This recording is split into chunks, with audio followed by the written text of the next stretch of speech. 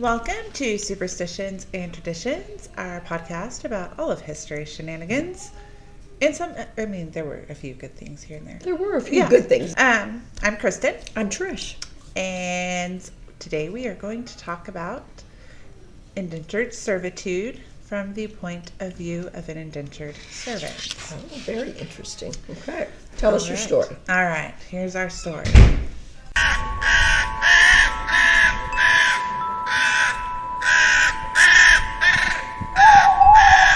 I'm thankful to have gained passage to the New World after my husband was sentenced to 7 years' labor here for his thievery. We were newly wed when he lost his job. We eked by for a few weeks, but by the time I realized I was expecting, we were hungry with no means to purchase food. He didn't take much, just enough for us for a few days while he looked for work, but our neighbor caught him. He was sentenced to indentured servitude in the New World, and I couldn't bear the thought of being without him, especially with a little one on the way.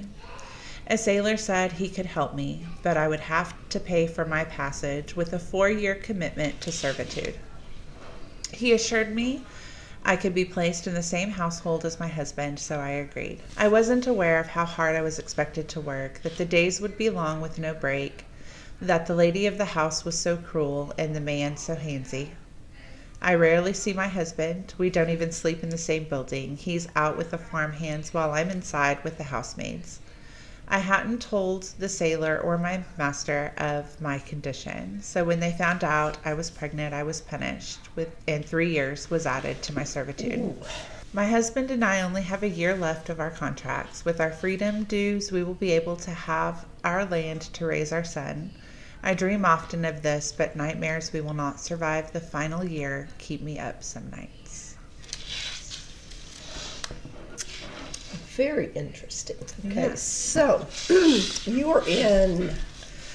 We are in colonial America. Okay. We have discovered the New World, and we have moved over here to settle it. From Europe. From England, France, Okay. Spain. The conditions here are we can grow more. And we can grow luxury items. Tobacco. Like cotton, tobacco, sugar. Mm-hmm. Things that if we could get mass quantities of would make us rich, those selling it, and would lower the cost for everyday people to be able to afford. So having this land over here is a fantastic idea. Oh, it sounds, when Wonderful. when you hear what they have and you see the pamphlets I'm sure they put out, and it sounds like a tremendous opportunity for everyone. Yeah, there wasn't a whole lot of people signing up to just come live over here. Okay. So they had the Puritans and the Quakers who were seeking religious freedom. Yes. So they ended up north, like Massachusetts area. Okay. Those were the Pilgrims. There's Chesapeake Bay, which is a little further south in like Virginia. And that's where they discovered all of this amazing land that can grow all of these luxury items. Except we didn't have enough people to grow mass quantities of them. So we had to entice people to come over. Okay. In colonial America, at least half, up to 2/3 of the immigration was by indentured servitude. It was a win for poor people. It was also a punishment. I was going to say, were there people that were... Yes. So you could be sentenced to indentured servitude. For like a crime. If For you a commit crime, or for being poor, or for being homeless. For being poor? Yeah. They didn't really like you. Okay. So they had the poor houses where you lived and worked, and I mean, it was essentially the same thing as indentured servitude. You can live in this house, and we're going to farm you out to different people to do work. So England at that time is having its own issues that they're like, yes. What can we do? Okay, we have a great plan. Uh-huh. Okay. There was a promise of freedom dues. So you sign a contract with whoever it is that pays your passage. So it's like an upfront payment, Okay. and then you work off that payment. End of their commitments, whatever they signed the contract for, and it ranged from 4 to 7 years usually. At the end of their commitment, they were given freedom dues, which was land or money or supplies. But the idea was for them to stay in the New World. And most of the time, a plot of land was... So they were given head rights. Yes. That's how they, to a plot of land. Okay. It was hard work. Like, they weren't treated fairly. They were often abused, but they had rights as people also. Oh, they did. So they did have rights. Yes. Could they? They could sue if they were treated too poorly. Oh. The people who they were indentured to weren't allowed to kill them. Like, that was a big no-no. So these are white, primarily white people, a lot of Irish. Okay. A lot of Irish people were indentured servants. A lot of English people Or indentured were servants. indentured servants. So you could voluntarily sign a contract and agree to it, Okay. or you can be sentenced to indentured servitude. So let's say I'm in Ireland or I'm in England. Mm-hmm. My situation there is not going well, and I want to leave that area and come to America because I've heard great things. Mm-hmm. I can't afford my fare, so basically, someone will pay it for me up Yes. front, and then I will sign away 4 to 7 years of my life to them. Yes. So typically, ship captains would front the money, and then once you get here, either they already had a deal worked up with plantation owners to have so many indentured servants brought over, and they would be specific, like, I need farm hands, well, my wife needs somebody to help around the house, things like that. So they would have like a general idea of where you were going, and you would sign a contract before you got on board, and then they would pass your contract off to whoever. Basically, we're trading people. Yeah. Okay. We're trading people, Okay. which is the key distinction between indentured servitude and slavery. Is that Is that we consider the indentured servant people.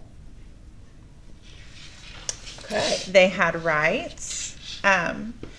If they were given land as part of their freedom dues, they had voting rights after. They couldn't vote while they were in their servitude. Okay. Because at this time, you were only allowed to vote if you were a landowner. So until you actually had your head rights, you weren't allowed to Right. vote. Once you But- received the property, Yeah. then you could vote. It was a limited time. There was a time frame. It wasn't forever. Right. Any children. Now, if you acted up while you were an indentured servant, they could, as part of your punishment, add on to your contract, years onto your contract Okay. time. And also, like in the story that you read, if you were a female and you had a baby, If you got pregnant, they would have stipulations. You're not allowed to marry for this set amount of time. okay, Not allowed to have children, which at this time you had to be married to have children. uh-huh. You know, you were outcast if you weren't. But the people who took these indentured servants, they weren't always nice. So there was a lot of jealousy with the woman of the house Okay. because her husband acted up. But when it all comes down at the end of it, the indentured servant is going to be blamed. It's going to be her fault. Oh, of course, it's not going to be the husband's fault. Right. Right. It was hard work. You didn't get days off very often, but you did get some. Okay, so you did at least get a few days off. Yeah, once or twice a year, 3 or 4 times a Okay. year. Now, I know that some of them came over through the King's Passengers because they were criminals and they were sent over. Did their servitude differ any from that of people that came over? Not really. Except, I mean, they were still bound by the same rules, but once their time was served, it was just like getting out of prison. So you were free to go. Yes, and the British government would have land for you or some kind of help to start life anew. Okay. So it was still the same set time frame, the same rules applied. They couldn't kill you. They could beat you or whip you or whatever, but they couldn't be too mean. You could sue them. Okay, so if they were too mean, you did have some You rights did that have you some could invoke. rights. Yes. Okay. Did you have to be able to hire someone to Yes, sue unless them? you could find somebody that would represent you for free, Okay. which happened on occasion too. There were lots of records of indentured servants suing their. Oh, really? Yes. And so this all went on until Slavery, okay. because that was vastly different. Those were African people, and they weren't viewed as people.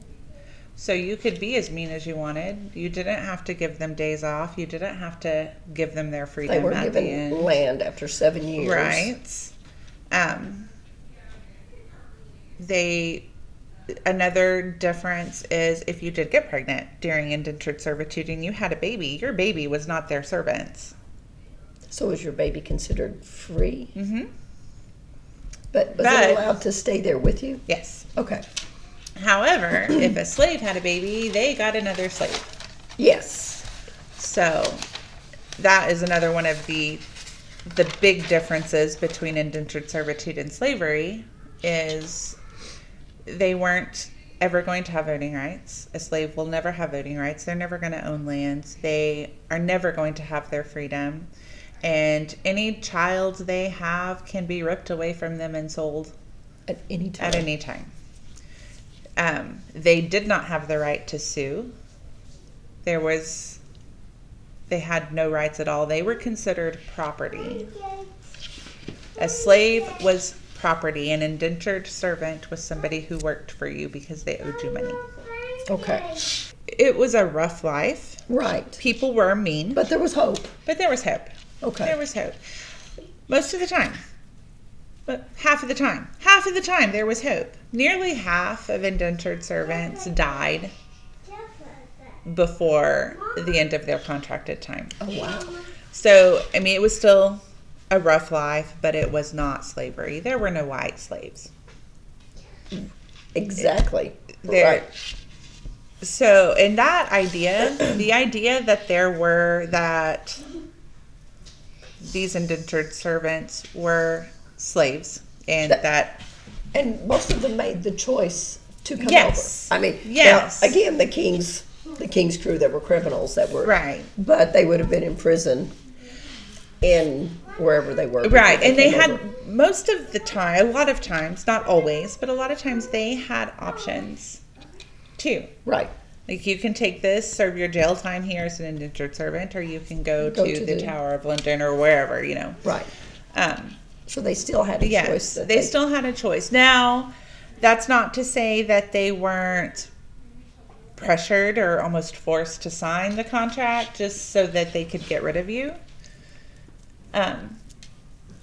And even if you sued and they were mean to you, you still had to go back to that and finish your which we know contract. after that So they're not going to be nicer. I'm sure they would. Because, the judge probably told them to. Oh, So that's true. And if he So- said it, then that would happen. that would happen, right? So there was a lot of fear and there wasn't a lot of saviors coming to rescue, or telling people to be nice, or So at this time, we're using indentured servants to help propel and move Yes. move America forward. Okay. Yes. They're making that choice to come over here. Not perfect, but Right. but Right. most often it is a choice. Now, and we transitioned from were there black indentured servants? No. It just went directly into yes. slavery. Okay. Yes, no, there were no black indentured servants, which was another, they weren't, the Africans they were bringing over weren't seen as people. They weren't viewed as people like the indentured servants were. But they would work alongside each other For a little for while. a little bit. There was a little overlap Yeah. of time. It kind of slowed down when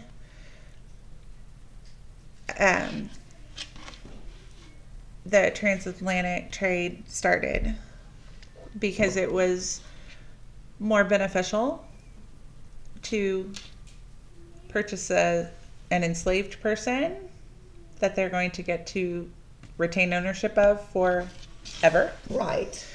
as opposed to this person that they know they're going to have to give their freedom to, and that's going to become a voter. And then it's going to want land Uh-huh. and all of those things. So Yes. So it kind of replaced it. And then in the mid 1800s, so the 13th Amendment, not the 13th Amendment, the 13th Amendment abolished it, but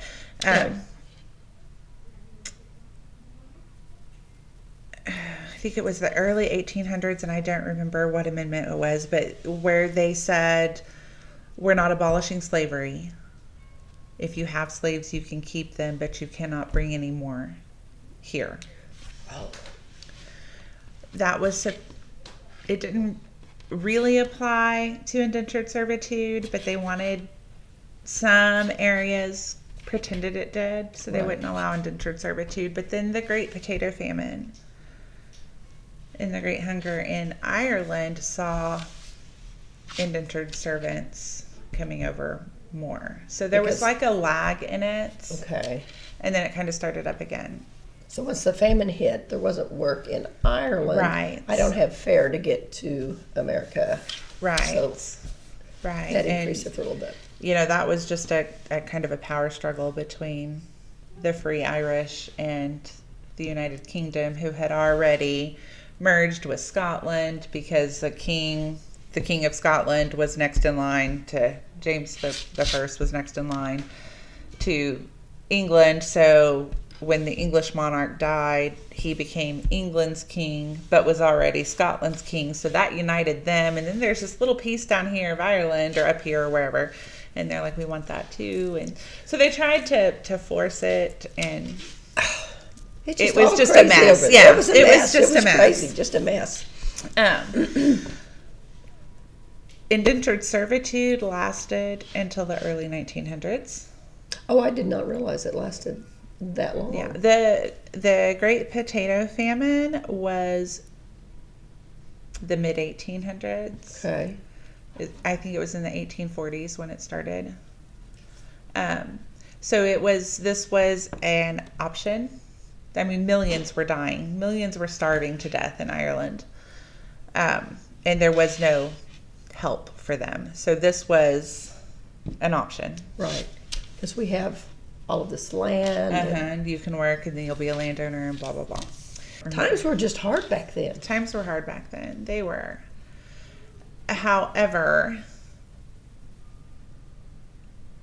there is rebuttal to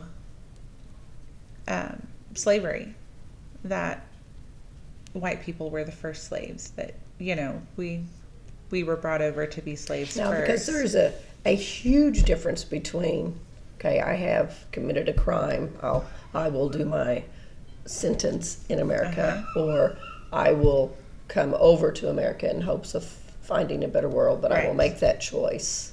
I'm going to sign. There were contracts. There Contracts, were I will actual sign that. contracts that were signed. And I will eventually work to pay Yes. that off with these rights that are being. Now, conditions for them were not the best. Right. We will agree with that. It was not good conditions. Correct. But there was were not slavery. distinct differences between indentured servitude and slavery. The idea that they were the same thing has been traced back by an Irish historian. okay. And it was traced back to 1993. 93, like after I was born. I mean, like, I was already old by 93, so I'm Right. just saying. I mean, I was old then. Okay. It was written by a neo-Nazi named Michael A. Hoffman II, and the book was called They Were White, They Were Slaves, The Untold History of the Enslavements of Whites in Early America. And he used throughout the term enslavement, and people read this and were like, whoop, we were slaves too. There's a huge difference. I mean, again, Yes. again, we look at it, and conditions were horrible for them. Conditions were horrible. Horrible. And I'm sure that there were probably instances where, children were kidnapped and Right. and forced to go against the will and do some things in all of this, because that's, we have sex trafficking and all of those things that go on today. But Right. So I'm sure there were things that went on with this, but I think the bottom line is that, when you think about slavery, there was no choice. No, I mean, there was no choice. No choice. It was, you were taken from your homeland. You were moved over here, not with the thought ever. I don't think that ever even dawned on them that life would be, I'm going for a better. I don't think I that mean, there was fear, there was anger, there was hurt, there was. I can't even begin to imagine what it must have been like. I can't there even was pretend no that I silver do. lining to it at all. Right. Like there was to indentured servitude. At the end of your contract, you would have land. And a new life. You would have a new life. Now, you may not survive it. 50-50. 50-50. Chances were but 50-50 to survive everything, it. a lot of things back at that time were Right. 50-50. I mean, Right. times were tough. They were hard. So go back more to his book and his writings, and then how all of this came to be. I've never read the book. I found out about the book by accident watching a YouTube video, actually. Really? That a historian in England had put out about the transatlantic slave trade. Right. And she's the one who brought up, and she even named the Irish historian who traced it all back to this book. And I don't remember his name either. But that's where it started. So, do you feel that there's a large percentage of population in the United States that would consider that indentured servants and slavery were pretty much the same I would hope not. I would hope that we would have enough intelligence to see do the some difference. research and understand that difference? Yeah. But yeah, there are. I could understand if we're taught this. We're taught the Emancipation Proclamation freed slaves. Yes. June 19th is my birthday. It is, but the Emancipation Proclamation did not free slaves. No, it did not. It did not. Wasn't even about necessarily freeing slaves. It was about punishing plantation owners that it freed slaves. It did. For plantation owners in states that wouldn't come back to the Union. To the ones to the Civil War, to the Confederate slaves. Okay, so if you succeeded from the Union during the Civil War, then the Emancipation Proclamation, you were freed your slaves. Freed your slaves. If you stayed in the Union, you got to keep your slaves. You got to keep your slaves. It wasn't until 3 years later, with the 13th Amendment, that all slaves were freed.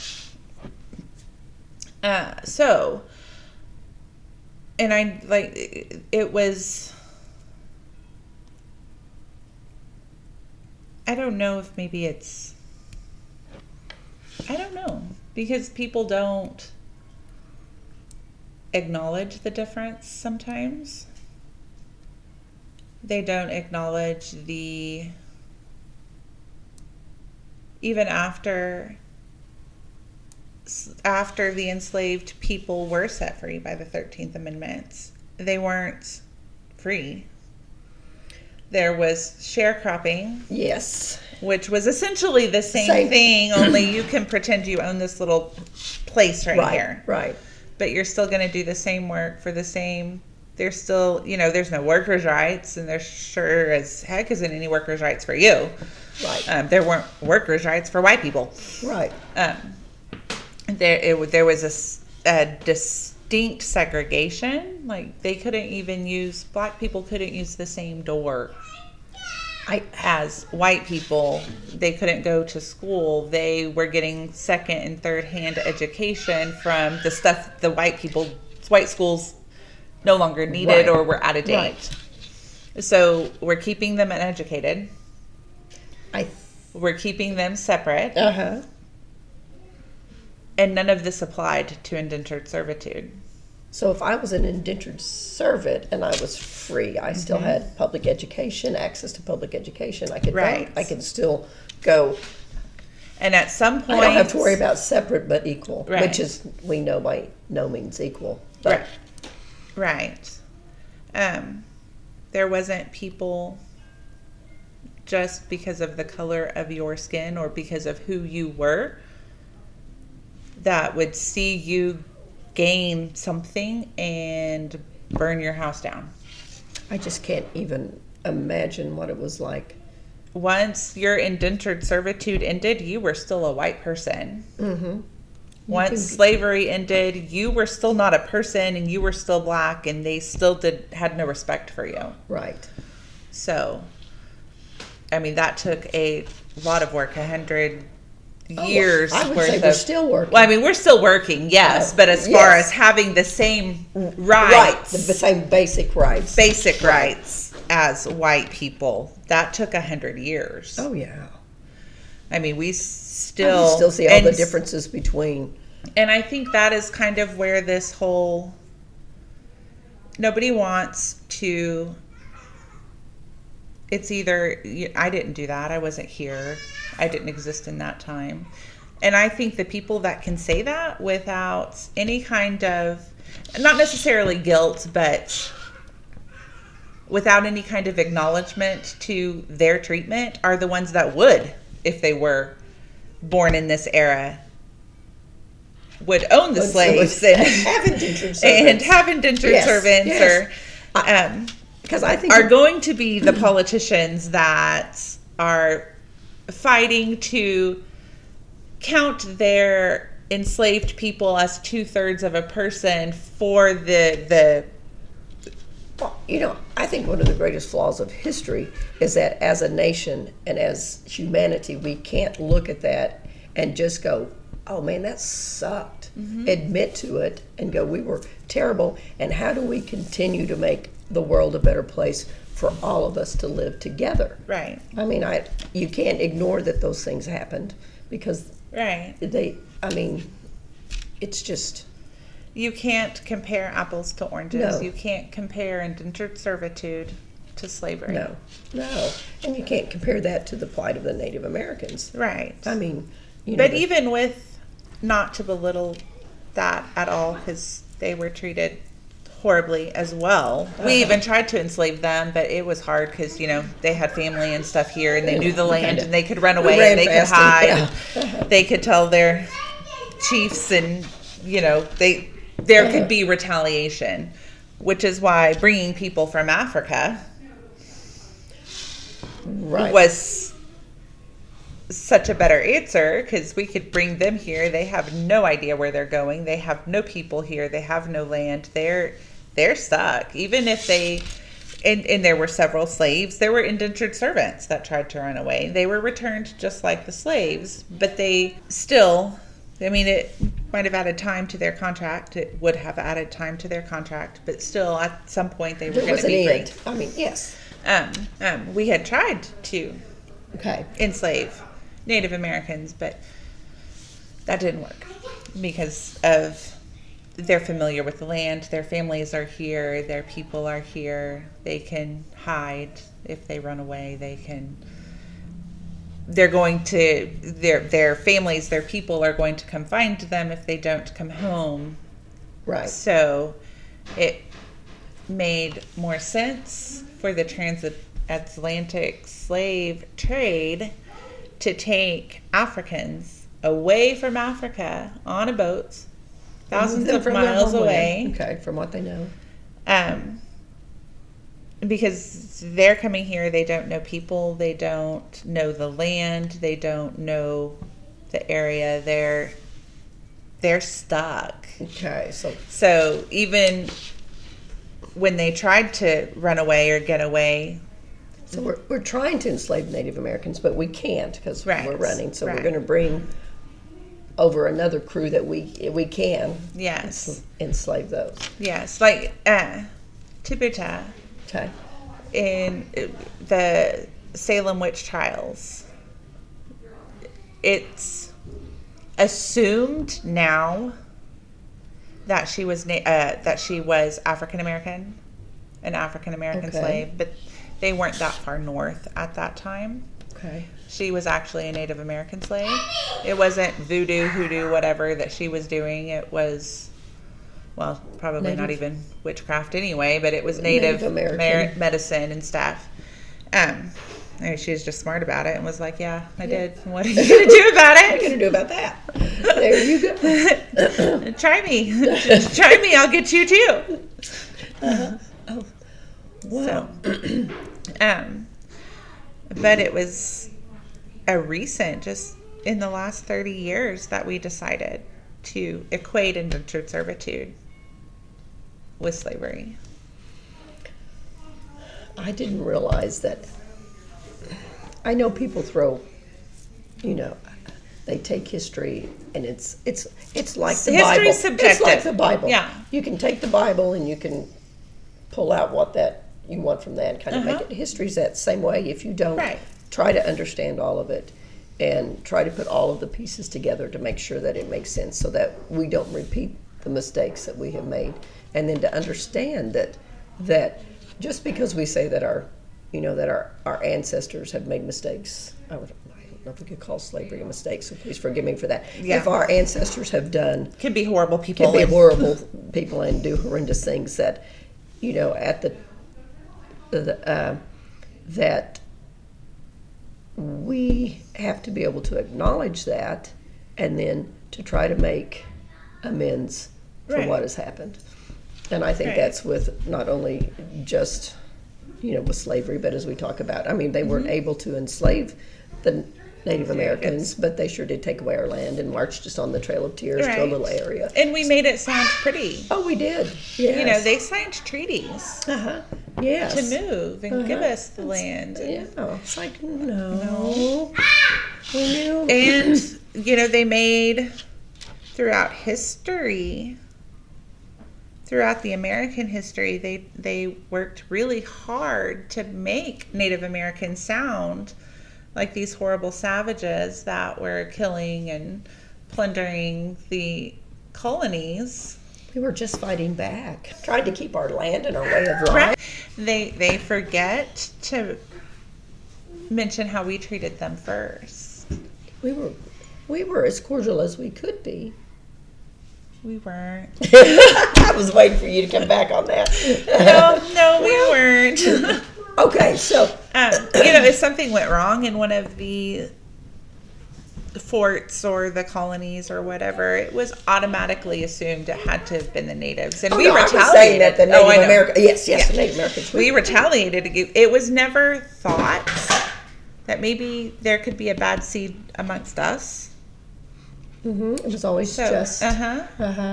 So, but at some point, the United States recognized as a whole, the government, recognized that what they did to Native Americans was wrong, and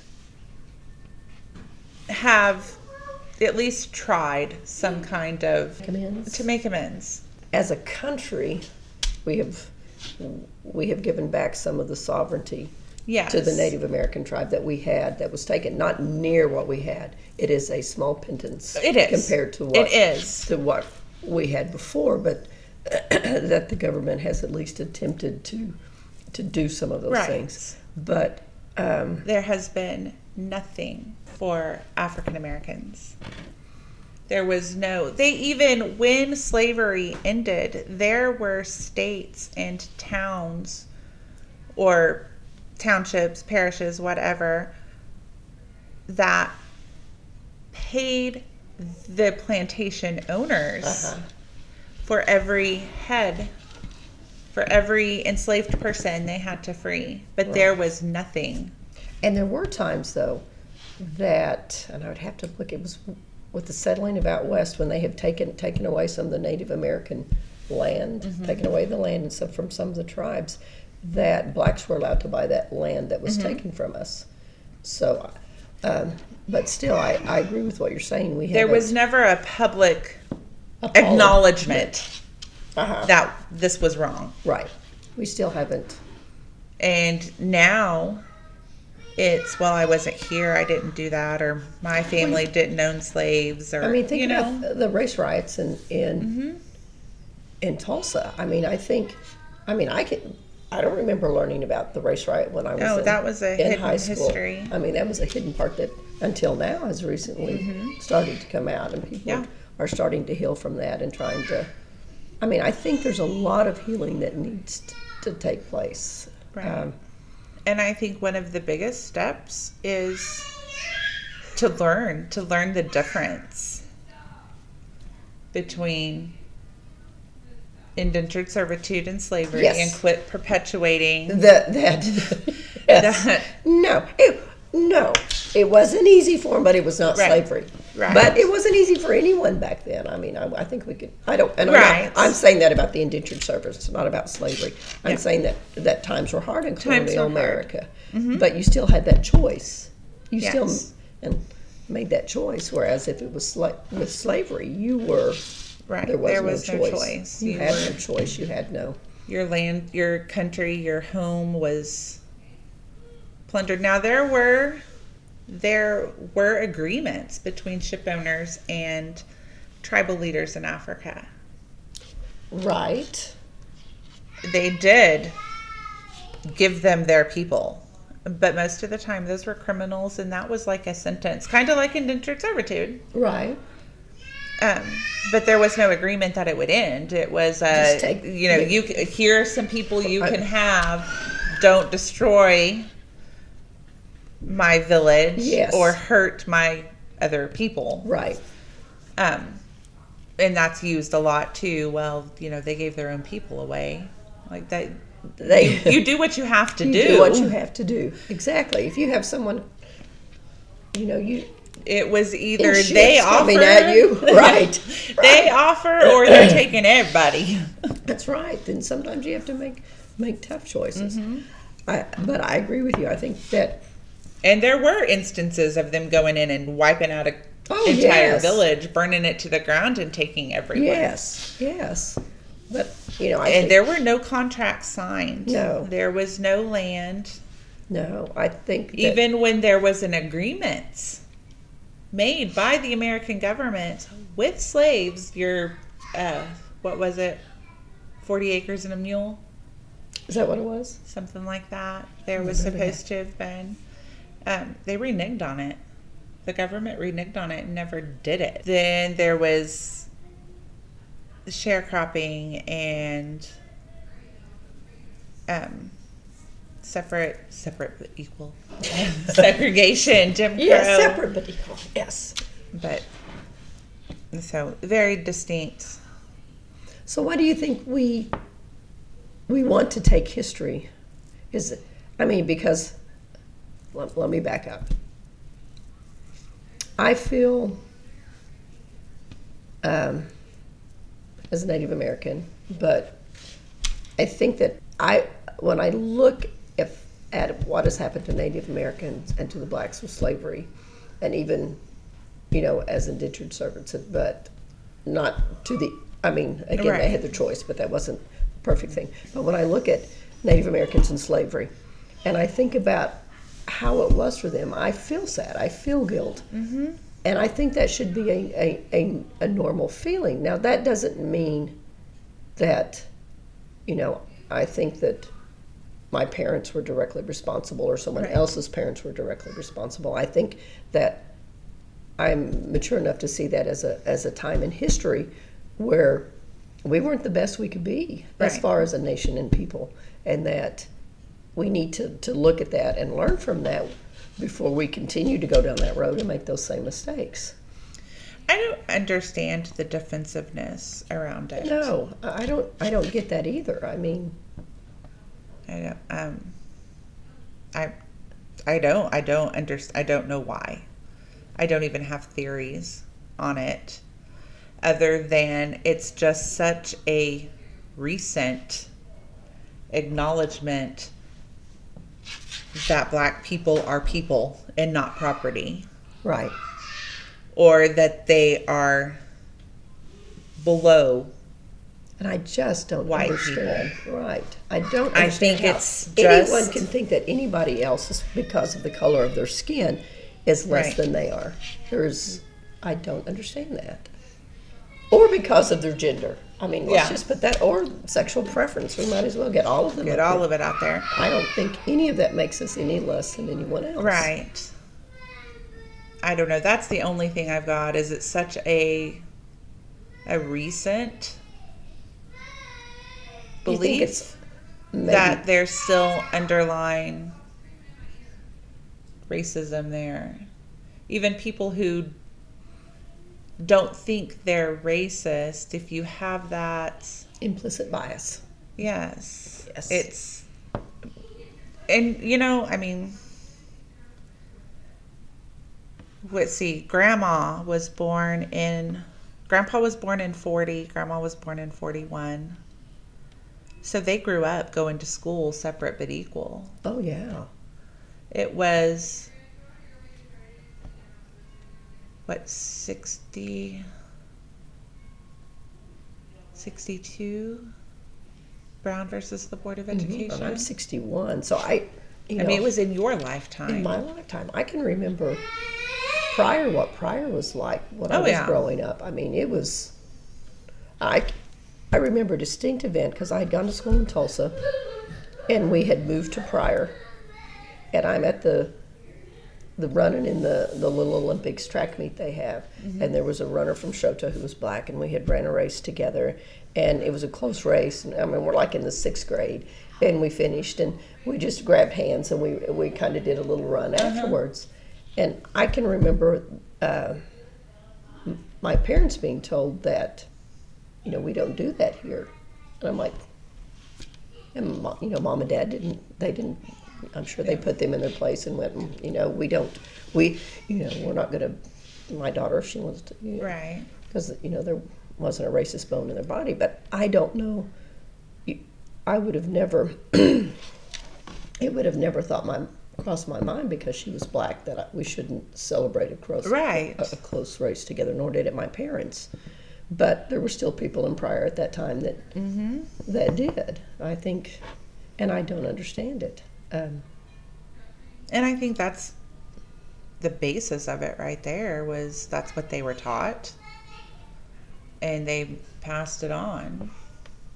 So do you think that we're getting to a better place? Sometimes I think we were, but then I think now we're moving backwards. Right. I don't know. I know, there's the NAACP. There are different organizations that are strictly for African Americans. And I know just from hearing it that, now they're excluding us. So my thought to that is that there's been a certain group of people that have had everything they've wanted for a while, and they've been given that privilege. And now if other people need to have their own group in order to move their race forward, knock yourselves out. Right. I mean, it's like Native American schools. There's that culture that, to me, it's like a monoculture in an ecosystem. You have a monoculture in an ecosystem, like just a wheat field, you're more susceptible to disease or to famine or anything that can come. The greater diversity you have in that ecosystem, the stronger that ecosystem is.